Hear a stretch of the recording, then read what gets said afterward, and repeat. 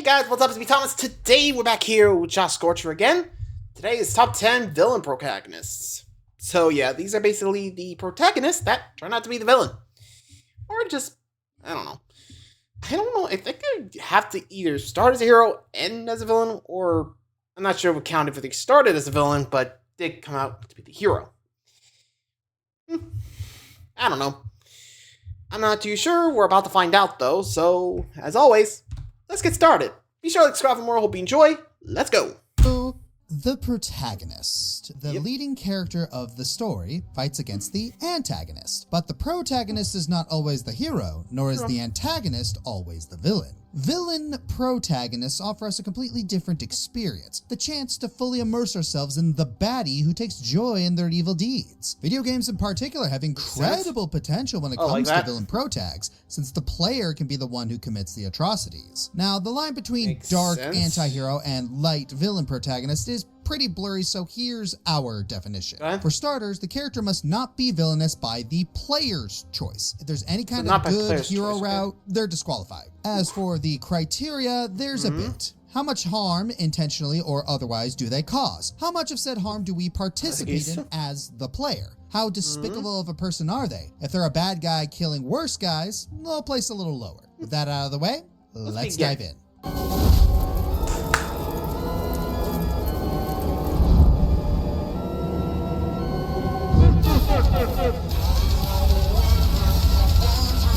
You could tell this was from Halloween, everyone.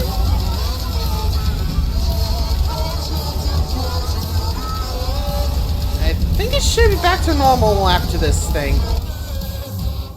Yeah, long story. Alright, here we go, number 10. So, picture this. What if you play a Pikmin game, but the captain is evil? You're already massacring habitats and depriving infants away from their guardians in these games just to collect money. Okay, a Pikmin game, but you're conquering the world. Pikmin gradually becomes an invasive species as the series goes. Ow! Pikmin, but high fantasy. Close enough. Overlord is a tactical action adventure where you command an army of goblins to bring down entire enemy factions and subject commoners under your brutal rule. You play as the titular Overlord, a silent conqueror who is presumably restored after his defeat by the hands of the 7 heroes. You set off on a journey of retribution by raising a whole new army and track down each of these heroes to defeat them and take what was once theirs. Now, this all seems well and fine since a lot of these heroes aren't exactly great people to begin with, but aside from their armies and some monsters, civilians are on the menu as well. It's up to you to either earn the respect or take their lives, burn down the crops, and steal their gold up to your corruption level. The higher your corruption, the more sinister you look. Literally aura farming before it was cool. Adding on to that, you can also go to hell. Wow, that's mean. On a quest for more power, the Overlord can make the heroes suffer even more in the abyss through the Raising Hell expansion pack. Going from using Melvin like a breaker ball to torturing Oberon with a theater show of his demise. At the end of the journey, you get to take down the god of the abyss and become its ruler yourself, opening a path for the sequel where your spawn would take your place as a new Overlord of the living world. The scale of the Overlord's evil deeds are very much dependent on how far you go. Otherwise, you're mostly taking down enemies that are just as bad, if not worse than yourself, which is why he's not any higher. Still, it's fun to see how much the game lets you decide what kind of evil you want to be. Are you satisfied with earning acclaim for your own self-fulfillment, or do you just want to watch the world burn? In the end, it's your conquest to do with as you please. Fair enough. That's one way to put it. Let's see the world burn. There you go. Everyone loves a power fantasy. Part of the appeal of playing as the bad guy is seeing an unassuming and vulnerable populace and just go into town, causing chaos wherever you go. And who is more vulnerable than Cold War-era United States? Those silly humans fearing atomic Armageddon from their neighbors. The real evil comes from the stars. Destroy all humans, a title that tells you really all you need to know. Destroy all humans. Destroy all of them. With all your wacky alien powers and tech you could ask for, and your protagonist is just one in a long line of Furon clones ready to harvest some human brains. Cryptosporidium 137, or Crypto, is just the protagonist you'd expect for a game like this. He's crass, selfish, and more importantly, very much on board with killing humans just for kicks. Oh sure, he's from a dying race and all, but luckily for him, Humans have some Furon DNA in them after one of them got Busy! with an alien in ancient times. So it's up to I'm Crypto gonna and his totally nonsense boss to do some good old-fashioned probing and organ harvesting. Playing as Crypto lets you do all the classic alien tropes and then some. Abducting people in mass destruction with the UFO? Yep. Body snatching and subtly weaving your way into human society? Also, yep. Oh, for guns! Oh, these guns! Lasers, telekinesis, meteor showers, black holes! The puny human's military is no match for him. And all the while, he's right there with you, snarking how stupid humans are and how fun this game is. The villagers, the urbanites, the police, the ninjas. Wait a minute. Ninjas? They got ninjas in 1969? Go with it. Who doesn't love ninjas? By game 2, Crypto's usurped the president of the USA and is now against the KGB, who are working with Martians to destroy the Earth. Why, Crypto God? opposes, of course, but not out of the goodness of his heart. Oh, no, no, no, no, no. He But wants to because land for if the himself. Earth is destroyed, then who will we probe now? Priorities. Crypto's Makes as sense, I much guess. a joy to play as is the destruction he spreads. Sure, he doesn't really have any deep motivations for what he does, but really, does that matter? Not to Crypto. And we wouldn't have him any other way. Nice. Alright, next. For this next entry, I'm going to talk about Nefarious. They didn't do anything! Not him. Not the horror movie made by the God's Not Dead filmmakers. I'm talking about the Metroidvania where the princess is kidnapped by you. Oh, Crow. Crow is the character that you play as in this Metroidvania satire of games like Mega Man and Mario. I mean, the hero's arc is the whole I got to save the princess thing, only he breaks up with her before Crow can battle him. Wow. Move, man. But hey, at least Crow gets to kidnap all the princesses he wants, and he gets to do it all with his sick arsenal of mechanical weaponry. Right away, Crow gives off major cartoon villain energy. It's like if Lord Crumps lost some weight and upgraded his charisma. He's got some hilarious banter with his assistant Becky, his robot minions, the heroes, the princesses he captures, and even other villains that he goes toe-to-toe with. All of this would be very nice to read and laugh at if you weren't busy trying to fight way too many enemies at once. With Nefarious being a Jeez, fairly that bad? traditional Metroidvania, just with the roles reversed, we get a peek as to what it's like to be the boss in a boss fight. Yeah, you heard me, this game has reverse boss fights. Damn, really? And believe me when I say that these fights are both awesome and very creative. Even some of them make you want to pull your hair out. Walk under the robot fist! Despite all these cartoon Yeah, I can villain tropes, imagine. the game does offer a bit more depth to his character than one might expect. At one point, Princess Mayapple attempts to appeal to him, saying that this Maple. route he's taking is one that will ultimately end in him being alone. Nefarious presents this idea that villains are similar to heroes and that they just want to make the world a better place. It's not that sometimes there are actions that villains make that are ultimately what make them villainous. Oh, hi, Julia Salisbury, when'd you get here? Asking these questions are what make Crow more than just a one-dimensional cartoon villain. The game gives you a choice on whether to go through with his plan for world domination or to release all the princesses and start a new adventure with his assistant Becky, who's implied to have a crush on him. I was expecting that. Overall, Crow's a hilarious villain protag that perfectly captures what it's like to be on the other side of the hero's journey, while also helping the player to expand their definition of what can be considered a villain.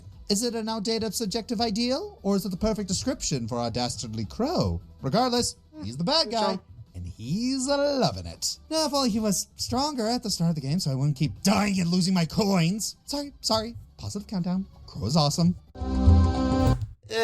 To each their own, but I could definitely see the problem there. Anyone else? Oh boy. Or am. Anyway. Oof.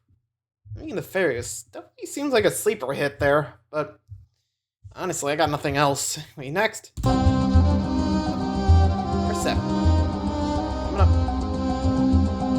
The Witch's House is a game with a seemingly straightforward premise. You play as a young girl, Viola, exploring the titular house for something that will let you escape the surrounding woods. Good luck trying to do that with all the stuff trying to murder you, though. At the top, you come across Ellen, a witch with her legs and eyes gouged out who is dead set on chasing you. Thankfully, Viola manages to escape and leave the woods as a whole. Then her father shows up and kills Ellen for good. All's well that ends well. But About if you get that. the true ending, things take a very different turn. Long story short, you were actually playing as Ellen in Viola's body the whole time. Ooh. Ooh. Whoops. Shortly before the game began, Viola met pretty much. Ellen. Ellen was a seemingly innocent sick girl who was How about confined to that? her bed. Viola agreed to a deal where they would switch bodies for one day. Shortly before switching, Ellen completely mutilated herself to put Viola through as much pain as possible. Keep in mind that since Viola would be in a witch's body, she'd effectively be immortal. So all those things in the house trying to kill you actually had a good reason all along. And Viola's only the latest of the hundreds of people that Ellen has slaughtered. She claims it's to cure her sickness when it's blatantly obvious she's just a sadistic psycho. Of Pretty course, much. that's nothing compared to the absolute horror of how one bit was censored in the manga. I thought censorship was supposed to make things less effed up. Yeah. Maybe either or, but still, get the idea. Anyway, next. Personally speaking for a moment here, you guys should know by now that I'm kind of a goody two-shoes in terms of how I play games. Give me options True. and I'll usually do the right thing, so the less serious go crazy and embrace evil type of villain protagonist really doesn't speak to me as much as the more tragic or seriously portrayed examples. That said, True, there's makes sense. one example with a bit of column A and column B. Shovel Knight, you know how good this game the is, Reaper and Knight? its DLCs only add to the treasure trove of content this game has. You got 3 extra campaigns placed in some of the game's rogue galleries, and one we're interested in today is the self-proclaimed King of King of Cards Cards, himself, huh. King Knight. On the outset, King Knight is as silly as they come. He starts the adventure off living with his mother with dreams/delusions of one day being a king. Oh, I just can't wait to be king. This is the earliest campaign in the timeline, so the Enchantress hasn't started building her Order of No Quarter yet. Instead, the plot revolves around Joustus, a new card game sensation sweeping the nation. Whoever defeats the 3 Joustus judges will be crowned King of Cards. And since King Knight really wants to be a king, oh, I just can't wait to be king. He Get it. sets off on a quest to do just that. For the most part, the campaign doesn't take itself seriously, like at all. King Knight opts for defeating the 3 judges, all of whom are kings, literally, as in personally fighting them. He starts recruiting practically everyone in the kingdom to back his cause and gets a little flustered when his mother starts forming a relationship with an actual king. He even commands his army of pet rats like his subjects. He's just a comedic goober. How could anyone take this guy seriously? Well, I Like get the to the Pirates, final level right? and it's revealed that the whole Joustus tournament was a sham, a ploy by who else but the Enchantress to seek out an enforcer for her budding plans. The title of King of Cards was nothing but a hoax. Everyone expects King Knight to do the right thing and strike her down, becoming a hero to all. But the Enchantress offers him a deal. Betray his friends and serve her, and she'll make him a real king.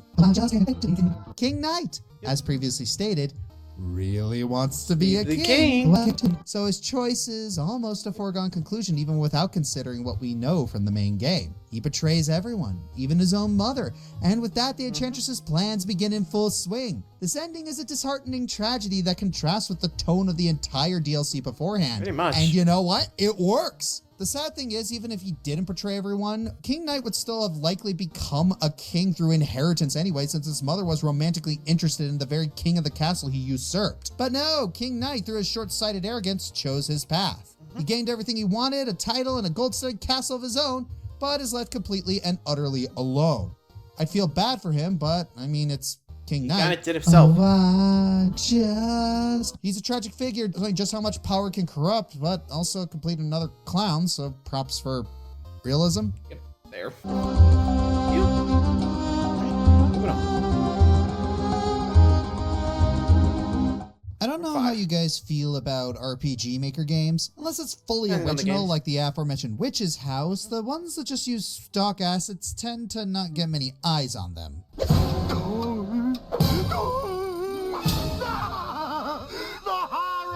Fortunately, we got a hidden gem among these, along with a protagonist worthy of the spotlight. In the game Umbral Soul, you play as a Pandora. dark mage named Pandora, who after having her family killed by a dark mage-fearing mob, became the servant Yeesh. and harbinger of a dark lord named Ragnarok. Simple premise, your family was killed and your fairy dark lord mother comes to help. After all, these evil, biased humans are to blame, believing the word of a goddess over a dark lord that killed thousands.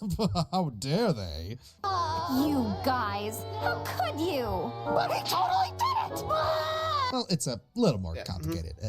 A little. 200 years of demonizing a whole group did in itself allow said hatred to fester and manifest. Something surprised. violence breeds violence. It has to be this way. Of course, the Dark Mage Revolution spiel and sympathetic backstory can't excuse being a sadistic mass murderer. You do all the bad guy stuff like corrupting heroes, destroying entire towns, and declaring war on the world itself. Though that doesn't mean the entire world are hateful bigots. There are plenty of pure-hearted people who try to sympathize with you even if you are trying to kill each other. This sympathy just shows more kind sides from Pandora, mostly in the interaction she has with the good guy priestess Serene, leading Pandora to spare Serene and her group on several occasions, much to the annoyance of Ragnarok. Pandora does learn to care more about her allies and show mercy to some of her enemies, but it doesn't stop her from sending the world into a deep darkness. Honestly, the ending wants me to see where things go next, but with the RPG Maker publishing site archived and no word from the creator in a few years, having a sequel seems unlikely. Still, Pandora's teeter between her past and tragedy makes for a good enough romp through this made RPG.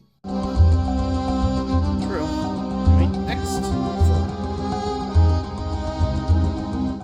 Live Alive, Ersted. Next entry. Of course. Jeez, come on. Whoa, not so fast. You're really just gonna settle with that? Look, man, I've said everything I can about Ersted and how great he is. No duh, he makes the list. But what else can I add? Fade. Oh yeah, right. Wait, I haven't talked about that yet. So to catch up to speed, those who are behind on my content, Live Alive has several stories featuring heroes of different eras taking down their respective incarnations of the demon Odio. In the 8th story, you're introduced to the knight Middle Ersted. Ages. He has his whole life ahead of him, being an adorned hero betrothed to the kingdom's princess. But all that goes south when his friend Strabo schemes against him out of jealousy and used the demon's guise to abduct and torment the princess, as well as frame Ersted as a usurper. At the end of the journey, Ersted finally confronts and defeats Strabo, but it was all for naught. He has nowhere left to turn to as he's seen as the villain, his allies slain, and his love lost for good. The pressure, heartbreak, and despair drive the fallen knight into becoming a true vessel for the demon king. Odio. Now, sure, the correct way to end the story is to defeat him with the heroes across time and free Ersted from his suffering. But as a protagonist, you can take Ersted's journey even further. If you choose to play as Ersted in the final story, you take control of the fully demonized knight as he laments his desire to torment man for their sins. All he can pity left are his brothers, as he believes they are denied their purpose, and that man's ego lives on in their defeat. Ersted seeks to remedy this by taking hold of them through time and correcting their destinies, killing the heroes where they stand, so there will be no more light in their future. Once all is done, nothing is left. Ersted is free to roam a world of his design, a world where man is no more, where the only one left to suffer is him. Oh, man. As classic of a fallen hero as they come, Ersted blinds himself to untamed hatred, believing that if there's no justice for all his deeds, then no one else deserves it. You don't just follow him as a villain right off the bat. You experience his downfall. You witness the stoic, soft-spoken knight distorted to a furious destroyer with a haunting voice. And still, you can keep following him just to see how much farther down he'd fall. Tragically, all he wanted is to be believed in. But after all he's done, who's left to do so? Believe in me! Believe! I mean, considering that his own friend basically made the whole kingdom hate him, no wonder he just wants someone to believe in the good he can do. Which, honestly, I think that's the most tragic part of it all, you know? Like, he wanted people to believe him, he wanted to be good, but got forced into being the villain in a way, you know? Think about it, you know? Which, honestly, serves as a kind of tragic thing for Orsted, you know? Which, honestly, you can't blame him. Like, I didn't do the Domain of Hated, because frankly, I just wanted him to end the suffering, you know? Just saying. Anyway, final 30, let's go. Close to the end. Next. A common sentiment you'll find when it comes to quote-unquote humanizing characters is that it makes them more sympathetic. After all, when we relate with what makes a character human, we can't help but put ourselves in their shoes. That isn't all there is to it, though. Humanization also shows how a character's terrible actions can reflect on the reality of people's nature. How a cycle of mistakes breed people who take the misery of others for granted, or justifying hurting others based on personal benefits and vendettas. After all, humanizing implies being human, and as you can see from history, humans aren't all good. This is what makes Andrew and Ashley Graves such interesting characters. The entirety of Andy and Right, Laylee is these about guys. deconstructing the toxic sibling bond shared between one emotionally jaded subject of Stockholm Syndrome Andrew. and one impulsive, Ashley. obsessively dependent living burden. Mm-hmm. They do terrible things like killing people, eating them, and working together with demons, all to escape being hunted down by an ambiguous government force. From past to present, we see them fighting day in and out to cling to whatever precious thing they thought they had left. Andrew, for one, simply wanted to be normal. Despite the massive pressure and neglect his mother imposed onto him, he still yearns to be a mentally sound person with a healthy love life. But Too late for that's that. not really the case. Growing up enforced as his sister's only guardian, it's inevitable that he grow attached to her and would do anything to make sure they both survive together, whether he wants to or not. Trying to suppress that, he sought a romantic partnership with Julia, whom he thought he could love, but ultimately is just an item for him to use as an escape from his miserable routine. Ashley, on the other hand, came across as someone who's nothing short of unpleasant in every way. Being so needy and tone deaf, no crime against nature escapes her if it means keeping Andrew by her side. But see, she's not some kind of demon child who can only do wrong. Growing up, she can develop more of a restraint so that she doesn't just blindly piss people off all the time. She has cognition, but without anyone to guide her positively, she's never going to shake off her old habits. Taking into account that she suffers from oppositional defiance disorder, That's a thing. and her attitude starts to make way too much sense. Across all the dysfunctional, bickering, and infighting, we see just how much they start to learn from each other. Andrew in particular becomes more and more cunning as he takes advantage of whatever attachment Ashley has in order to test her loyalty. And Ashley, while starting off as a carefree girl boss, becomes more vulnerable to the thought that Andrew could turn against her and gravely attempts to keep him in check. If you're hoping there's a chance Andrew could part ways with Ashley and come out of this a good and clean person, Love the enthusiasm. Never gonna happen. the archaic relationship, Yeah, the they're just dichotomy feeding between it to each understanding, other. repulsing these two is the brand of unique horror that makes this series so compelling. In the midst of all the edgy overtones lies a masterful display of human error portrayed by the internet's favorite pair of maladjusted freaks. Good reasons indeed in this case. Number 2. That content warning isn't exaggerating. This segment is yeah. going to be tackling some extremely heavy topics. I'll do my best to be boy. respectful about it, but this is frankly one of the most disgusting characters in gaming, and it's more than deserving of its high place here. You have been warned.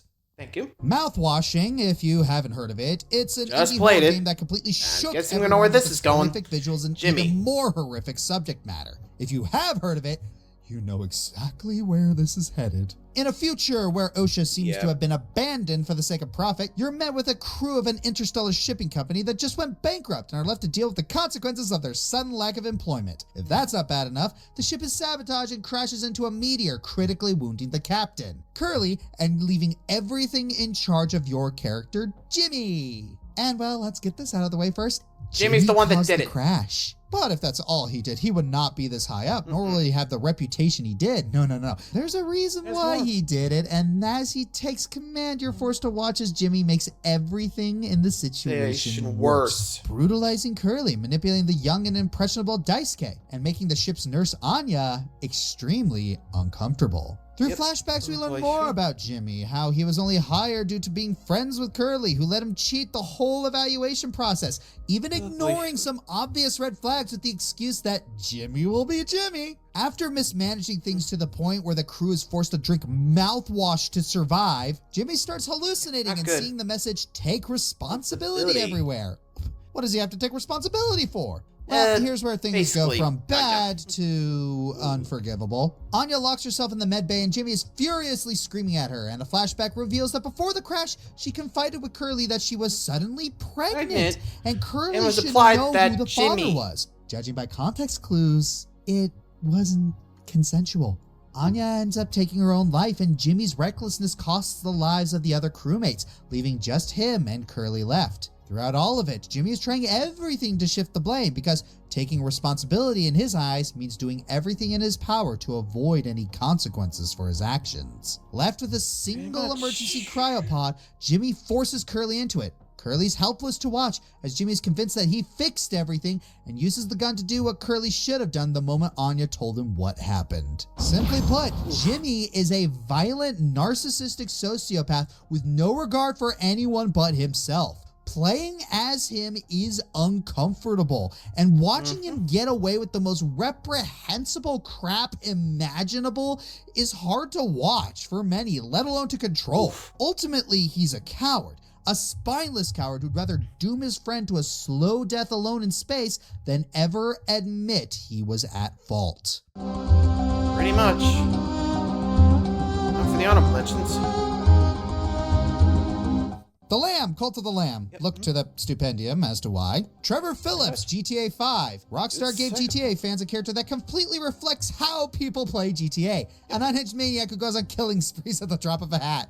Fuminori, Sayano Uda. This guy eats his former friend, and somehow it gets worse from there. Lucius from Lucius. Shadow Lucifer isn't gonna open a hotel anytime soon. Tsukioka, Robot Alchemic Drive. Ruin your best friend's life or ruin other people's life for your best friend. Either way, you're awful. Here we go, the last one. Number 1. When we play as the villain, it can almost feel like we're partially culpable for their actions. Sure, the story often railroads us into making these decisions, but sometimes it's worth thinking, if only this could have been prevented. If only we had just stopped. You know the old saying, everyone thinks they're the hero of their own story. Captain Martin Walker is defined by how far he's willing to go to be that hero, and in doing so, he sentences all of Dubai to damnation with him. Originally sent out to find survivors of a devastating sandstorm, Walker finds Dubai abandoned by its government and apparently under the thumb of fellow soldier John Conrad, who's been using fear to keep the populace in line. Walker ends up caught in the crossfire and forced to kill local militias and even fellow US soldiers trying to survive. Argue self-defense all you want, but this was originally a recon mission. Walker's still killing people outside his orders. So when he ends up accidentally destroying the remaining water supply and also accidentally ends up bombing a civilian camp with white phosphorus, it becomes less and less possible to justify his actions. Walker's mind starts deteriorating more and more, especially once his squad mates start dying, and the game starts dropping some scary fourth wall breaks. But surely stopping Conrad is worth it. If Walker could just kill Conrad, at least he'll be redeemed as a hero. At least this mission wasn't for nothing. Except, once you confront him, Conrad's just a long dead corpse. Conrad was dead from the beginning. Walker's been hallucinating him this entire time. All this time, he could have stopped. And the fourth wall breaks make it clear.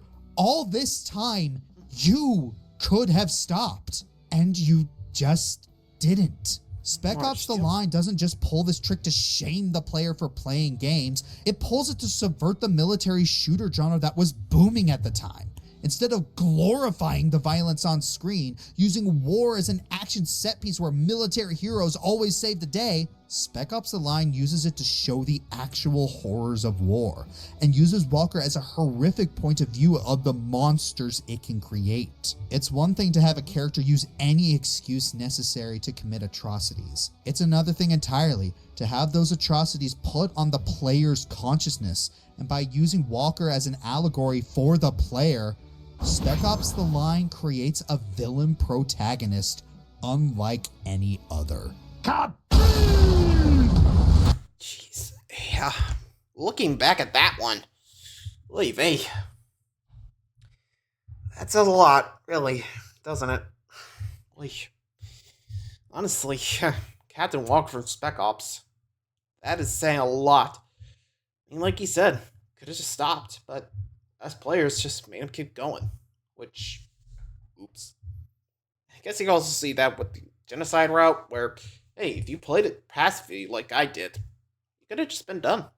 But no, those curious to at least experience the Sans fight, they did it.